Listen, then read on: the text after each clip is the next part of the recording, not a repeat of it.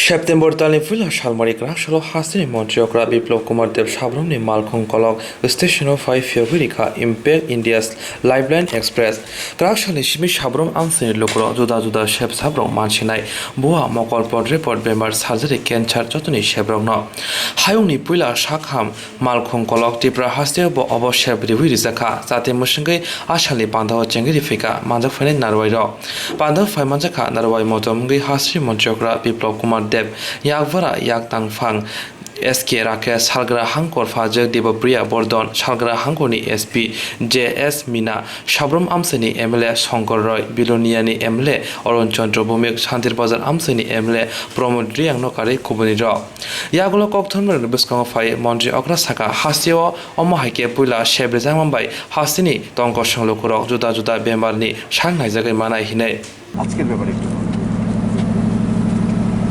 ये त्रिपुरा के लिए ये पहला मौका है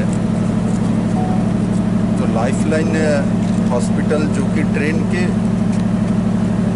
माध्यम से भ्राम्यमान है और देश में तो बहुत पहले ही शुरुआत हो गई 1928 से, किंतु आज त्रिपुरा में भी पहुंच गई है और इससे त्रिपुरा के लोगों को लाभ मिलेगी। और समय ऐसा है जबकि स्वास्थ्य परिसेवा का ज़रूरत है। राज्य सरकार इसमें अभी काम कर रहे हैं और इसके साथ ये लाइफलाइन जो हॉस्पिटल जो ट्रेन के माध्यम से बोगी में व्यवस्थित तरीके से बनाया गया है, इंक्लूडिंग सर्जरी ओटी के साथ, इसमें बहुत सारी विभागों का एकत्रीकरण किया गया है और कोशिश किया गया है आधुनिकतम पद्धति से लोगों को ये सेवा मुहैया कराया जाए। मैं इस संस्था को बहुत बहुत बधाई देता हूँ और मुझे जहाँ तक जानकारी है पूरे विश्व में अकेला ये संस्था है इतनी बड़ी मात्रा में ये सेवा मुहैया कराने में समर्थ रहा है और मुझे विश्वास है आगे भी ये संस्था ये काम को बढ़ाते रहेंगे, ये फाउंडेशन। और मैंने आग्रह किया जो हमारा जो एस्पिरेशनल डिस्ट्रिक्ट है त्रिपुरा में एक ही है धलाई डिस्ट्रिक्ट, वहाँ भी ऐसा सेवा मुहैया कराएं। और मुझे बहुत खुशी हुई इस संस्था के यहाँ जो आए हैं प्रोजेक्ट मैनेजर जो देख रहे हैं, आपने आश्वासन दिया है तो धलाई में भी इस ट्रेन को लाया जाएगा और उस जिले के लोगों को इसका सेवा मुहैया कराया जाएगा। सबको बहुत बहुत धन्यवाद। और मुख्यमंत्री स्वनिर्भर योजना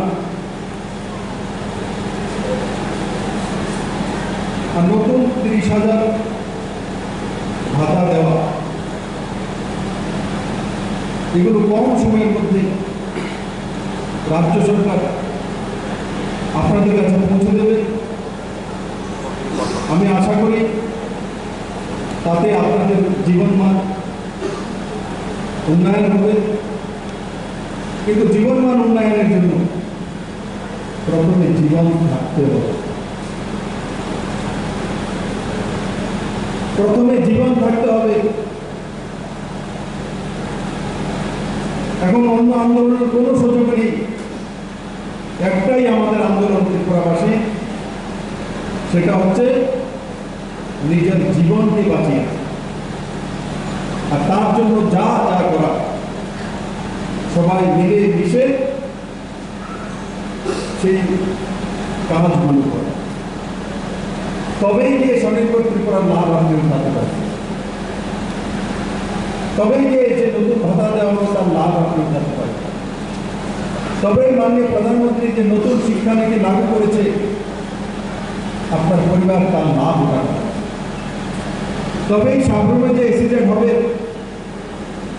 লজিস্টিক হাব হবে, আইসিটি হতে চলছে, ফেনী নদীর ব্রিজ কমপ্লিট হতে চলছে, কক্সবাজার পর্যন্ত রাস্তা তৈরি হয়ে যাবে, ফেনী নদীর ওই পার থেকে সেই রোডও স্যাংশন হয়ে গেছে। সাবরুম তো ত্রিপুরা লাইফলাইন হয়ে যাচ্ছে, বাণিজ্যিক রাজধানী হয়ে উঠছে সাবরুম, ত্রিপুরার অন্নদাতা হয়ে উঠছে। আপনারা ভাগ্যবান যে আপনারা ত্রিপুরার অন্যের যোগান দেবেন, নতুন রোজগারের যোগান দেবেন, লজিস্টিক হাবের মালিক করবেন। পুরো নর্থ ইস্ট সাবরুমের দিকে তাকিয়ে আছে। তবে সেই দিনের যে ব্রিজ কমপ্লিট হবে, চিটাগাং গালা থেকে কন্টিনার সাবরুম হয়ে পুরো নর্থ ইস্টে নতুন দিশা দেবে। বন্ধুরা, যখন আপনারা ভাগ্যবান, যখন আপনাদের ভবিষ্যৎ সুরক্ষিত, তো আপনার জীবন সুরক্ষিত থাকতে হবে। তার জন্য সোশ্যাল ডিস্টেন্সিং মেনটেন করা, মাস্ক পরা, একে অন্যকে সহায়তা করা, এসিম্পটমেটিকভাবে বাড়িতে থাকা, অক্সিমিটারের ব্যবস্থা করানো, আর যদি সিরিয়াস কিছু হয় রোগ আর তার সঙ্গে কিছু পজিটিভ এসছে, ডিস্ট্রিক্ট হসপিটাল বা পিএসসি তার মধ্যে পরিমাণের রোগ পৌঁছে। আমি আশা করি আপনারা এই কাজগুলো করতে সমর্থ হবে আর করোনাকে নিশ্চিত পরাজিত করবে। আমি আবারও বলবো, ভয় পাওয়ার কোনো দরকার নেই, শুধু সাবধানতার বাইরে কোনো কিছু না করা। আর মনের জোর আর তার সঙ্গে যে মাননীয় প্রধানমন্ত্রীজি যে আয়ুষ মন্ত্রণালয়ের দিশা নির্দেশিকা জারি করেছিলেন, লিফলেটের মাধ্যমে ত্রিপুরাবাসীর কাছে পৌঁছে গেছে। গরম জল খাওয়া, তারপর আমাদের বাড়িতে তুলসী পাতা হোক,